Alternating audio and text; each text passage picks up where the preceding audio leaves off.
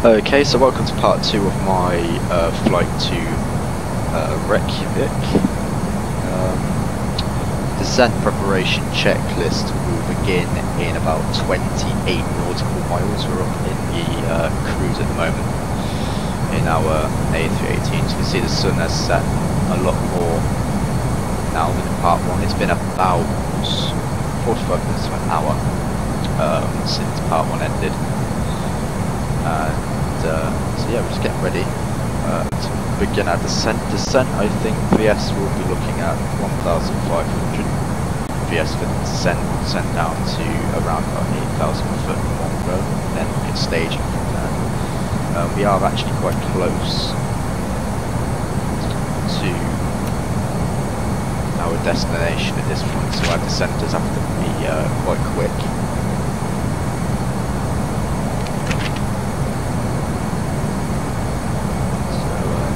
Flying along at the moment. Everything has been absolutely fine. Our fuel and everything, fuel burn rate and everything's been absolutely fine. No turbulence or anything really. It's quite clear. It's not completely dark yet,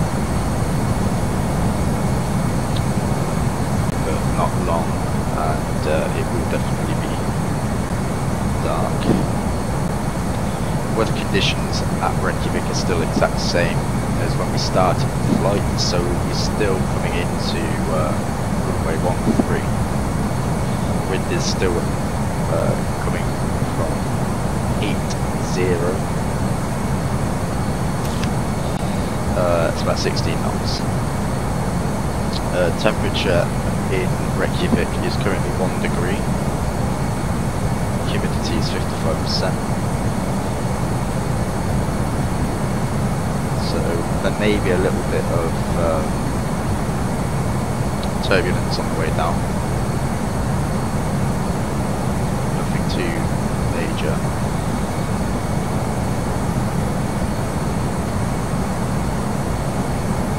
So just literally waiting at the moment. We've got about 17 nautical miles now. What I might do is just trigger the descent preparation now, just so that we can begin our descent, make sure that we've got plenty of time.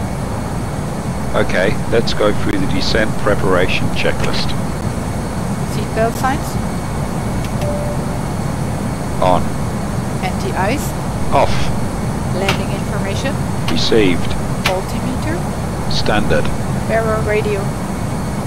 Set. Checklist complete. Okay, so that's all done. Just getting prepped to begin our descent now. So what I'll do is I'll back down a little bit, alter the altitude down to 8,000 feet. Begin our descent. Initiating descent. FMA check. Radar tilt. Set below.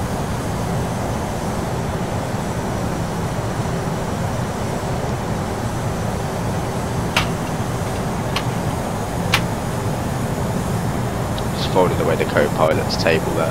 One thing I have noticed that can cause problems with the flights is if the co-pilot's table is open, it won't trigger the next section of the checklist, and so on, which isn't very helpful. Trying to fly. Let's switch out of Mach. Down to 250 on speed.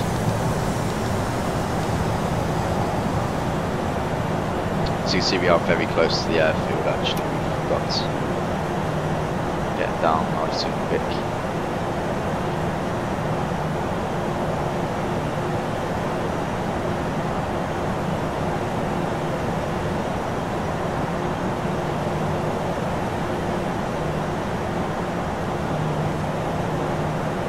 It's got about 10.5 nautical miles or so to our next waypoint. We're making a right turn about 5 degrees.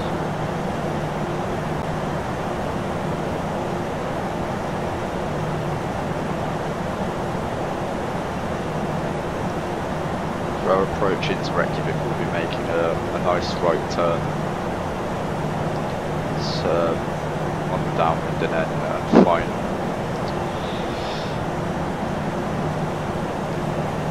So what we'll do is we'll look to deploy the undercarriage in that turn, towards the latter half of that turn.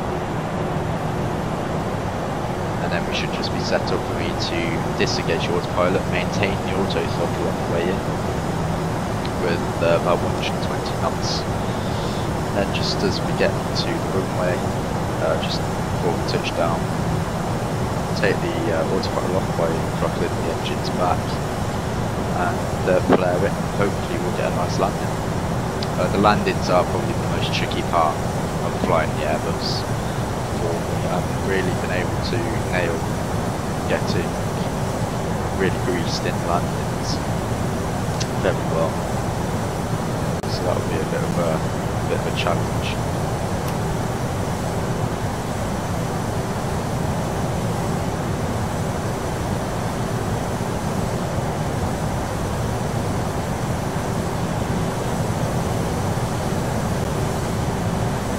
It's just going to be a case of, once we actually get to Rekjavik, it's just going to be a case of seeing if GSX is working there or not. It's got 69 nautical miles, so we basically begin that turn.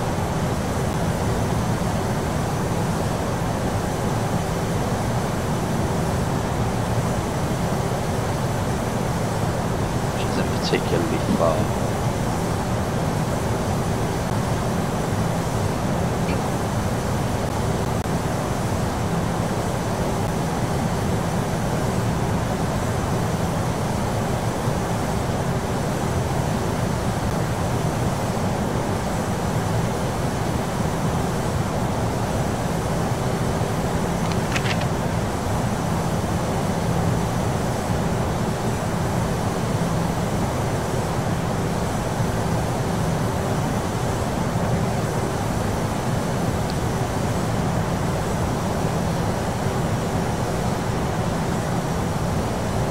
Descend down, we will start to find the aircraft will encounter the wind, so the autopilot will start adjusting, and you may see the aircraft begin to slightly side slip in the air and so on as we find the right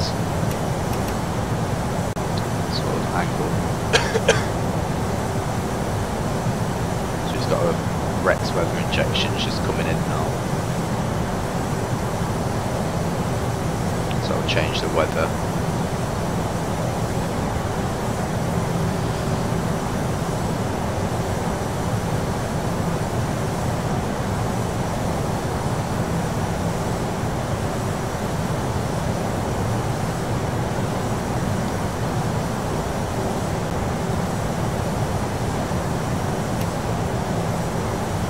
So we have about 58 nautical miles now until the start of that turn. Just coming down through flight level 220 in a minute or so. So we're looking good for our descent at the moment. And at the moment what keeps happening is the course keeps changing slightly. So the aircraft is keeps turning just to keep itself on track.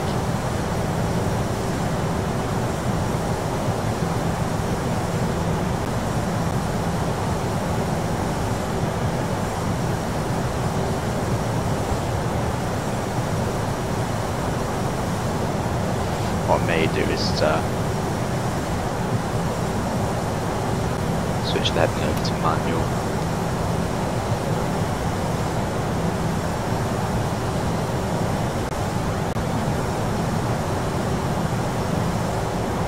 Just whilst I get it to descend, just try and stop that swing that it was getting going now. It's got 50 nautical miles now to the turn.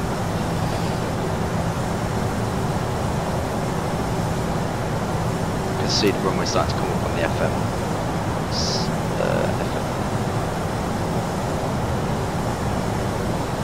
The MFD there in front of us.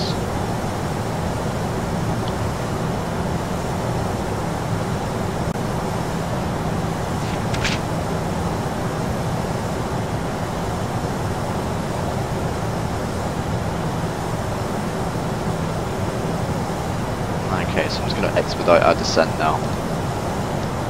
VS of 2000, just get a bit more.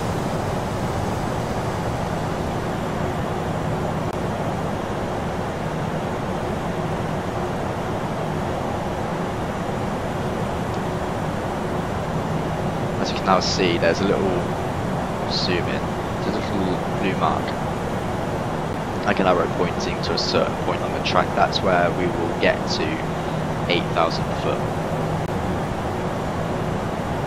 So as long as that's in front of that turn, we're okay, and then we'll continue the descent after that point. What I'll do is I'll put the altitude all the way down to about 2,500. Do is we'll use the VS to control how quickly we come down to that altitude. You see the coast just out the front flight deck. Sun's really just barely over the horizon. Unfortunately that flashing is Rex as it was injected. You see as soon as it stops flashing. But the weather actually up in Rekjavik is a lot better than it is in Scotland. No snow, no rain or anything. Wind is not too bad. So I'm not expecting anything too difficult.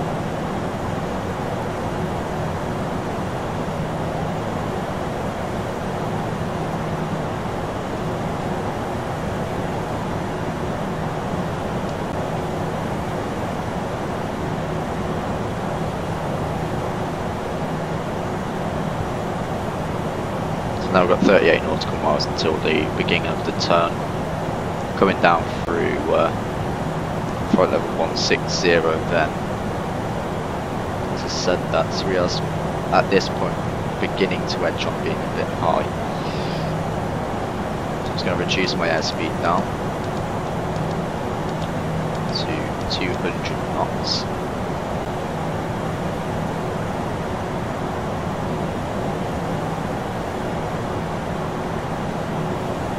At the moment, due to our descent rate, the airspeed isn't going to go down.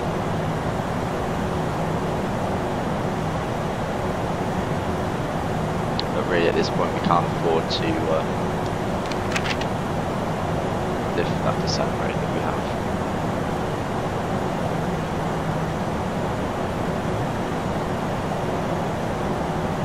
So I have 33 nautical miles until that turn. I can practically see where it is that we're going into outside the cockpit. I think our descent may still be good. We'll be, according to our MFD, reaching 2,500 right before the turn.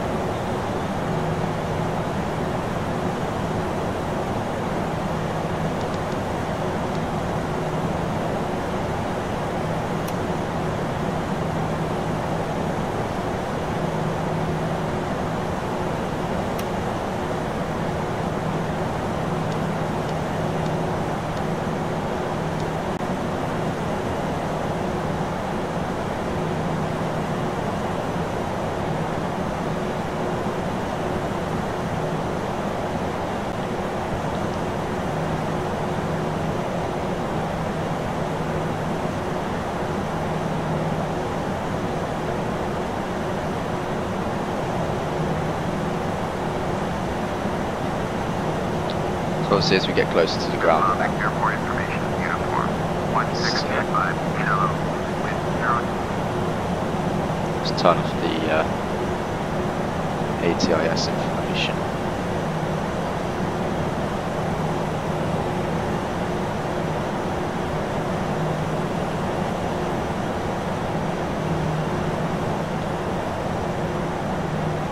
So as we pass through 10,000 foot, the co-pilot will be putting the landing lights on and everything ready.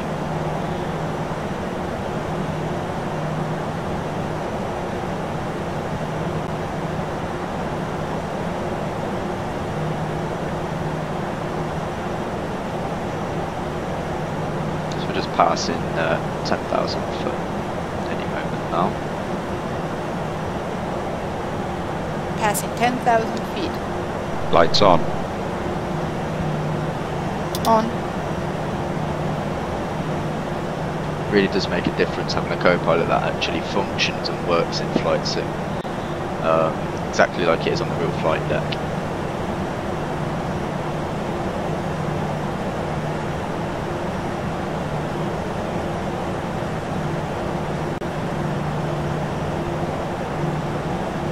A nice shimmer off the sun as it's just set coming across the sea there, the coast. Yeah, having a co-pilot that actually functions on board the aircraft just really means that the workload is shared a lot more, meaning that I can sort of concentrate a little bit more on making sure I've got everything correct. So the approach checklist is going to start in about 4.4 miles. Altitude, we're just coming through 8,000 foot. Usually the approach will begin, it triggers around about the 7,000 feet mark, so that's why that's coming now.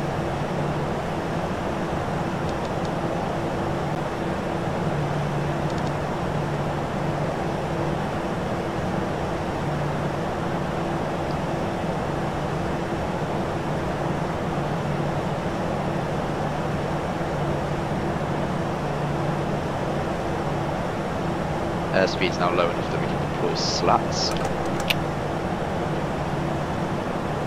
Deployed one setting flaps, which is actually just the slats deployed at the leading edge. That will again help to bring the speed down, get the attitude of the aircraft under control. As we come down to 200 knots, I'll then be able to deploy the first set of flap. I'm going to set the heading back to managed mode, ready for the turn. Approach checklist. Ecam status. Checked. Sliding tables. Stowed. Stowed. Cabin signs. Checked. Nav accuracy. Checked. Bearer reference. Checked. Check B check. Flaps 1.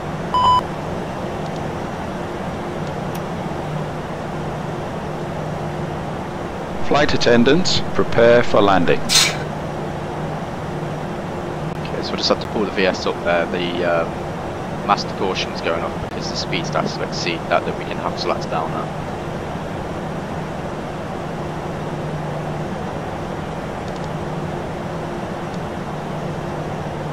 Fortunately, the autopilot and the track keeps switching between a wide turn and a tight turn, which is why the aircraft keeps swinging itself around the sky like it is at the moment. I'm going to reduce my speed all the way down to 150.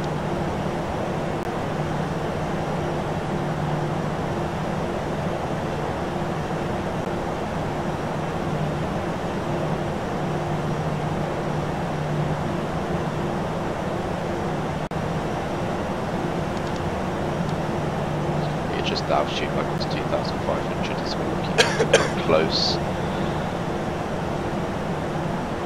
Airfield elevation, from what I could read, was that it was 80 foot above sea level. Flashing lights in the distance there, that is Rekjavik. Transition altitude. Checked. 1013. 1013. Checked. 2,500. Okay, so we're just at 2,500, the aircraft will level out now.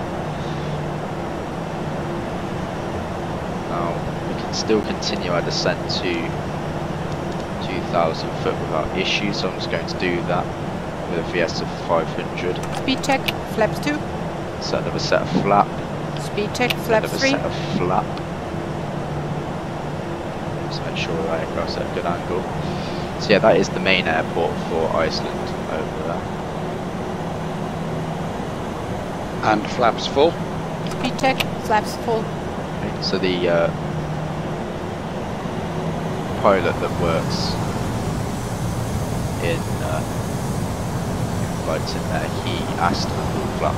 I didn't ask for that.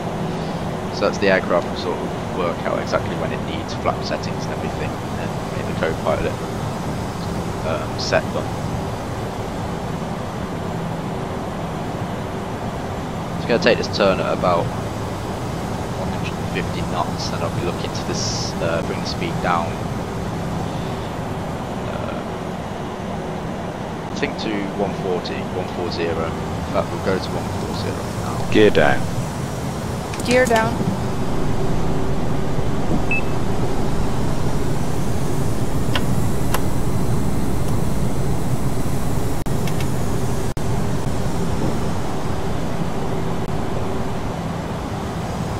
Okay, so the constantly changing turns really not help the situation. If it does it again, I'm going to switch over to manual. So at the moment it's just destroying the entire curve into the airfield. So now with the undercarriage down, I can ask for that again. The aircraft's fully automated in that the co-pilot pilot will, depending on where exactly you are in the track, automatically deploy things. So that's Rekjavik out there, the light shining and everything. So you've got a bit of weather here, we've got a bit of a cloud base, nothing too bad.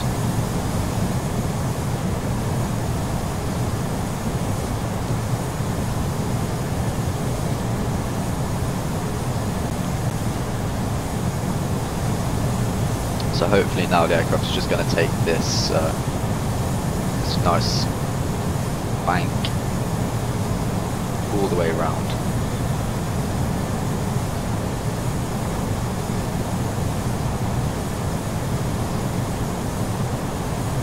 And then we'll be looking at the end of the runway at Rekjavik.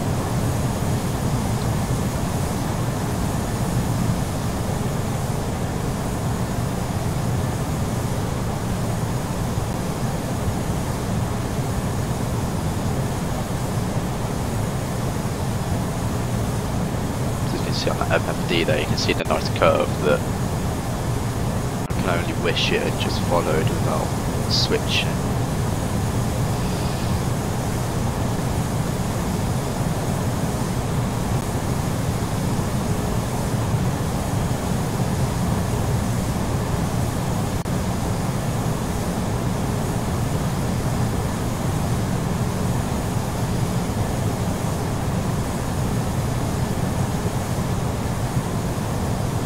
Okay, so we're coming to a roundabout, a quarter of the way through the turn. This turn's going to be quite long because we brought the airspeed down.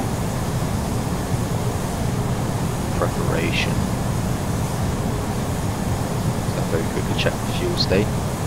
Just does still good.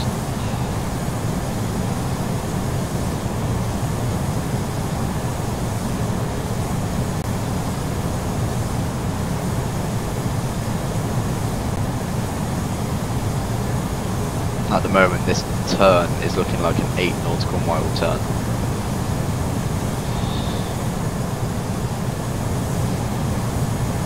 As much as it's enjoyable to have a look out the windows and see the sea and everything, really,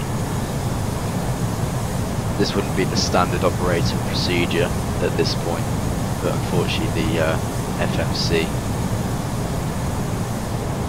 kept changing our path. So we've ended up in this situation.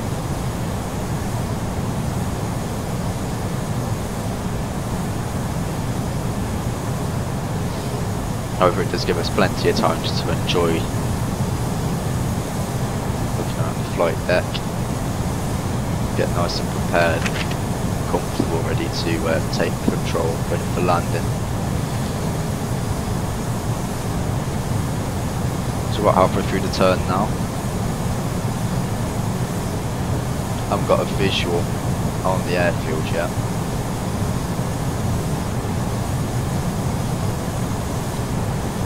I can see some lights just out there, but at this point they could be the town or the airport, not entirely sure. Should become a little bit more clear as we get closer. Got 5 nautical miles to go now.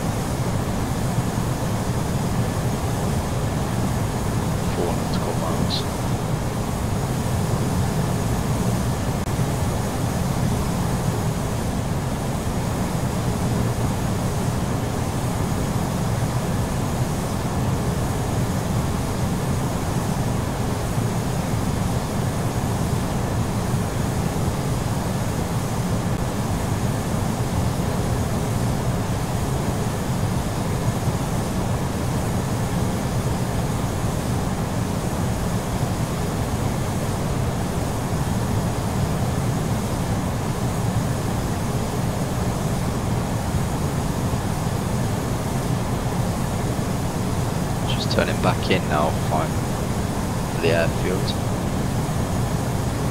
I can see the lights of the airfield now up ahead.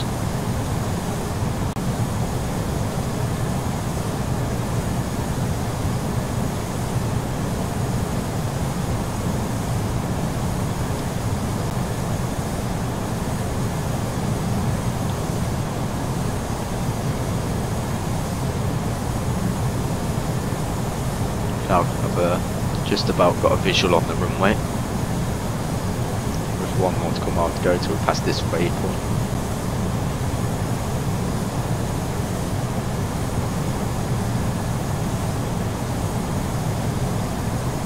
There we go, so we're now on to the final waypoint before the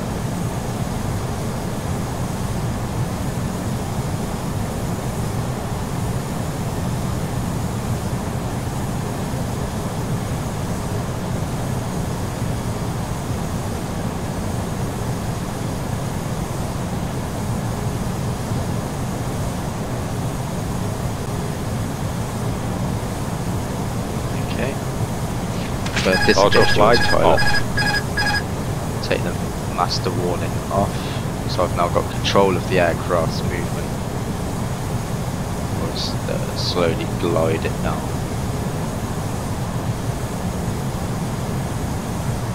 Very, very small movements under control. Autothrottle is still on, so that will maintain us at 140, and the flight computer, the flight management computer is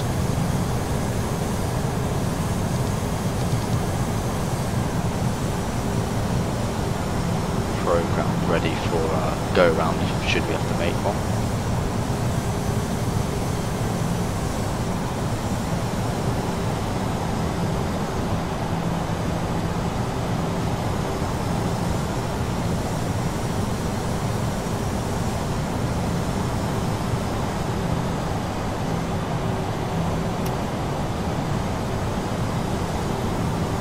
Aircraft's telling me to decelerate. Not entirely sure why. We'll bring it down to 130. That's really the bottom line of what we can do. We're a little bit high at this point, so just need to make sure we're lined up and we've got the descent working properly.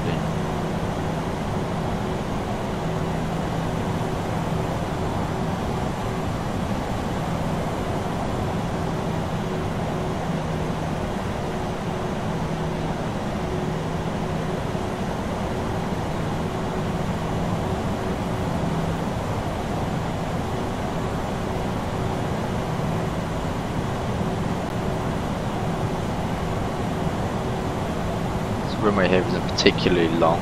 It's more than long enough for what we 1,000. need, but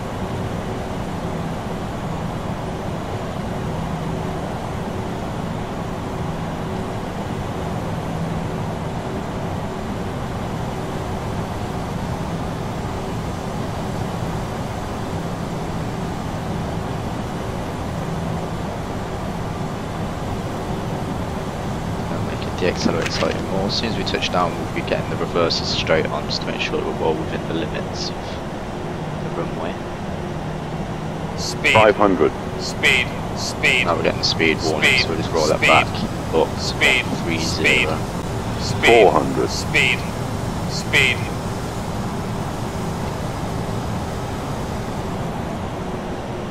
300. 100 above. Okay. A little bit high at this point.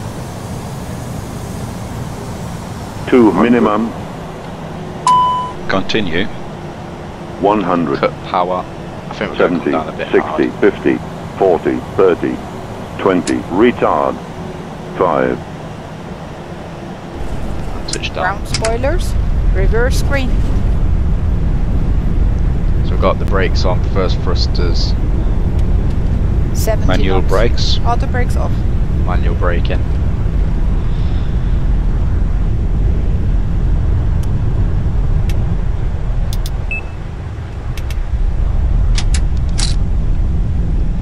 And that was the landing. That wasn't too bad. APU on. And the after landing checklist. Exterior lights. Checked. Ground spoilers. Set off. Engine mode selector. Checked. Normal. Flaps. Checked. Retracted. TCAS. Checked. Standby. Brake temperature. Checked. APU. On. Checklist complete. Okay. Just need to turn the aircraft there, so I'm just going to make a very tight right turn. Should just be in the edge of the taxiway.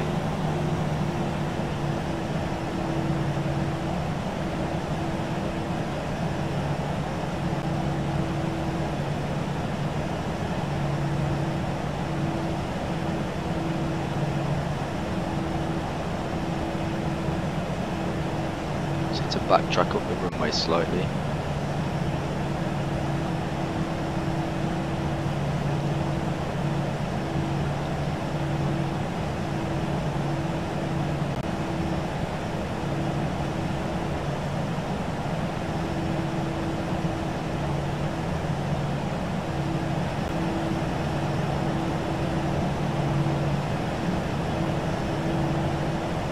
What we'll do is we'll pull off just to the right here. We'll call for follow me to see if we can get one. If not, then we're going to have to try and work our own way to a parking position.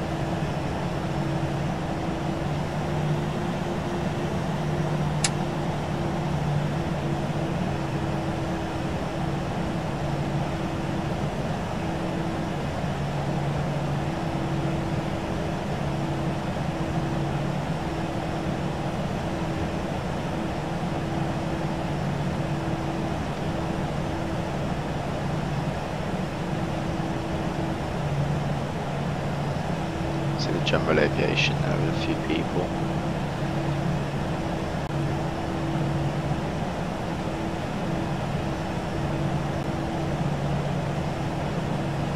Gonna stop the aircraft here. Parking brake on. So this is the GSX problem that I've had with the airport before, where it thinks that there is no parking here at all. Going to quickly pull up.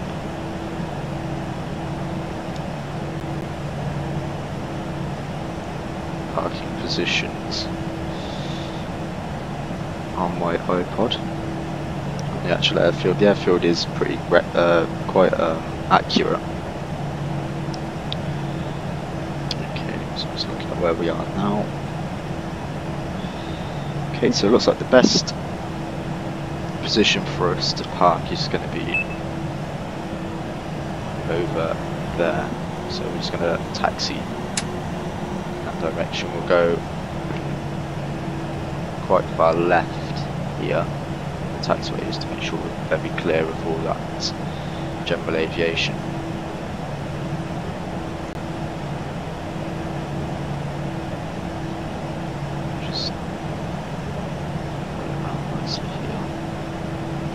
I've put a post on the FS Dream Team forum someone did say they managed to fix the issue.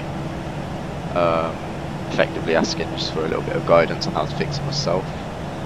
Once that is fixed, what I may do is I might do another flight out here, just so you can get the full from start to finish experience with GSX involved as well.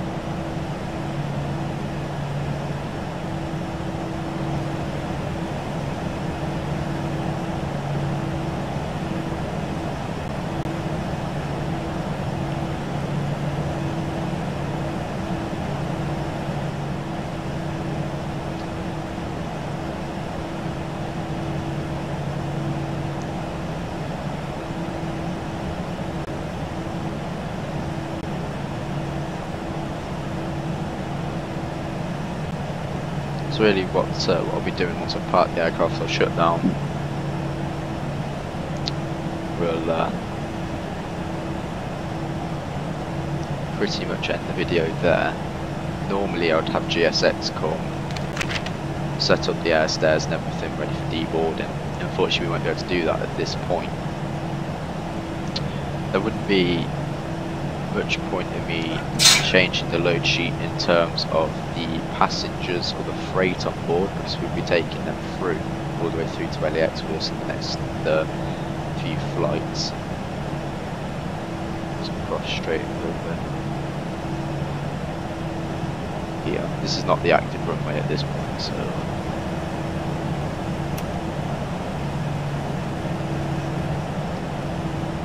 it's all clear.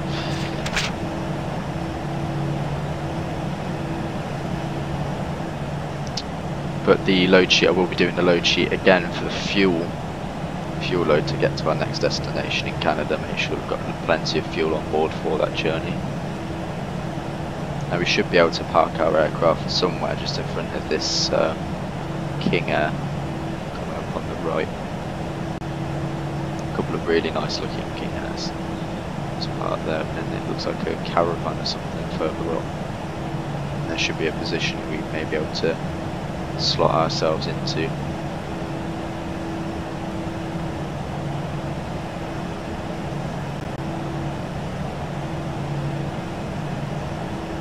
Just as we taxi past, I'll just have a look at the paint schemes on these aircraft.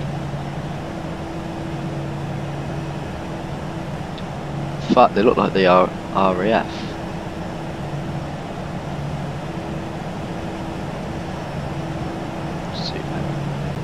Royal New Zealand Air Force for some reason in Iceland,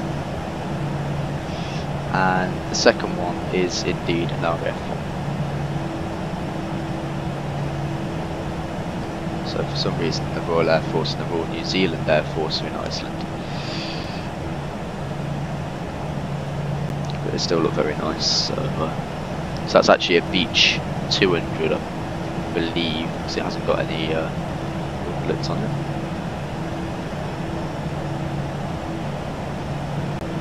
So we're just going to park over here next to the pumps.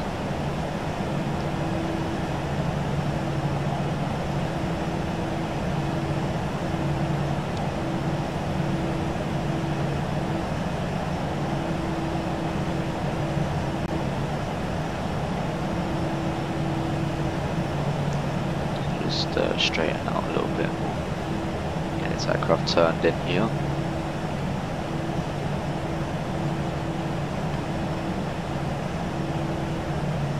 It's very nice to steer on the ground, it's very easy to control and everything. The Airbus. So you were straight on the line.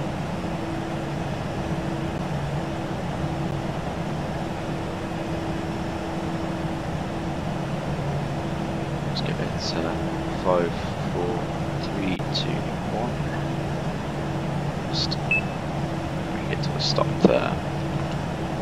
Parking brake on. So you've got a guy there ready to operate the fuel. Okay, so that was pretty much it. We'll just go through this shutdown procedure now. So we're going to turn off engine 2 first. Just pull that back, and then engine 1. It was a nice flight, so let's do the parking checklist and then we are done for the day. Parking brake and chocks. And the chocks are set. Park and brake released. Engine master. Both off. Seatbelt signs. Set off. Beacon lights. Set off. Exterior lights. Set off. Anti-ice. Off. Fuel pumps. Set off. Checklist complete. Okay, so in terms of the checklist, parking checklist there, that was done. So the checklist will automatically come around ready to restart in about 4 minutes time.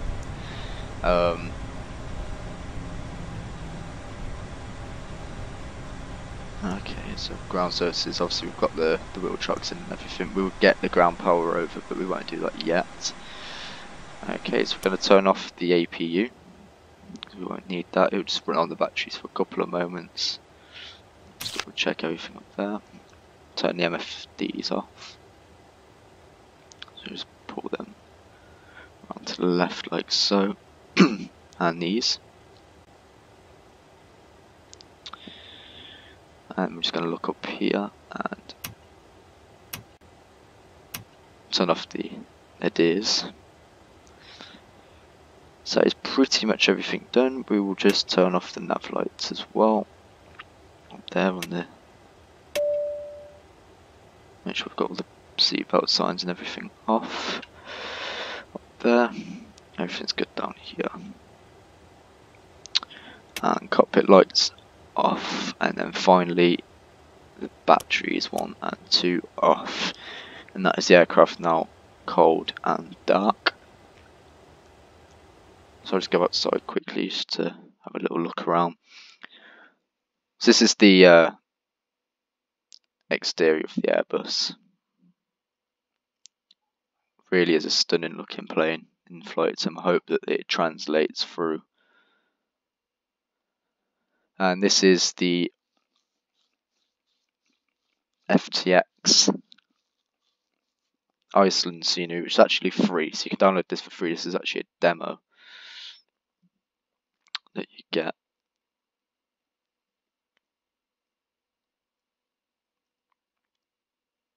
So it's really quite a stunning little airfield. Okay, so that pretty much concludes the video. If GSX was available at the airfield, obviously I would have opened up all the doors and gone through the deboarding process and everything as well. But unfortunately, because that's not working on the airfield at the moment, I can't do that. I do plan to do some more flight sim videos in the future like this. If this is successful, I need to see obviously how the video turns out and everything. But hopefully I'll have these uploaded within a day or so. Obviously I'm going to stay on the flight sim, and I've got another three flights to do before I upload the videos. So it really depends on that. But yeah, so thank you for watching if you have watched, and I hope that you enjoyed it and it was at least a bit of an insight into what you can have from flight sim and the Airbus. I hope that my procedures and everything weren't too bad. Try to be as realistic as possible. Yeah, that's pretty much everything. So thank you for watching, and I'll be uploading some more videos at some point. Okay. So yeah, thanks for watching.